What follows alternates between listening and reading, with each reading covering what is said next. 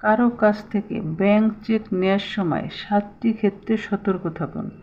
তো প্রথমত, bank check নেওয়ার সময় তারিখের স্থান ফাঁকা রাখুন। চেকে যে তারিখ থাকবে উক্ত চেকের তারিখ থেকে 6 মাস পর্যন্ত উক্ত চেকের মেয়াদ থাকে। উক্ত 6 মাস পেরিয়ে গেলে আপনি আর ব্যাংক থেকে টাকা উত্তোলন করতে পারবেন না। এমনকি চেক ডিজনারের কারণে চেকের এনআইএক্টের মামলাও করতে পারবেন না, কেননা 6 মাস পেরিয়ে গেলে ব্যাংক আপনাকে কোনো ডিজনার রসিদ দেবে না, আর আপনি এনআইএক্টের মামলাও করতে পারবেন না। তাই যেদিন পাওনাদার আপনার টাকা দিবেন আপনি ওই দিনের তারিখ লিখবেন।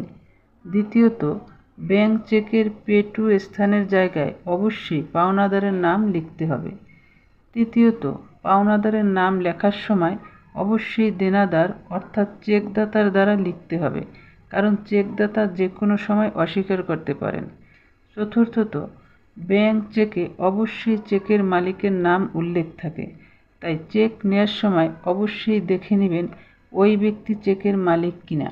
অনেক সময় দেখা যায় চেকটি সে চুরি করে আনতে পারে, বা তার স্ত্রী বা কন্যার নামেও চেকটি হতে পারে। পঞ্চমত, চেকের টাকার পরিমাণ চেকের মালিক দ্বারা লিখতে হবে। তো ষষ্ঠত, ব্যাংক চেকের স্বাক্ষর যেন আপনার সামনে করে। অনেক সময় দেখা যায় চেকদাতা স্বাক্ষর না করে অন্য কোনো ব্যক্তির দ্বারা স্বাক্ষর করে। চেকদাতা স্বাক্ষর অস্বীকার করলে আপনি জালিয়াতি মামলায় ফেঁসে যেতে পারেন। তাই চেকের পুরো বিষয়টি আপনার সামনে লিখে দিতে হবে। এরপর আপনি এই ব্যাংক চেকটি ব্যাংকে গিয়ে ভেরিফাই করতে পারেন।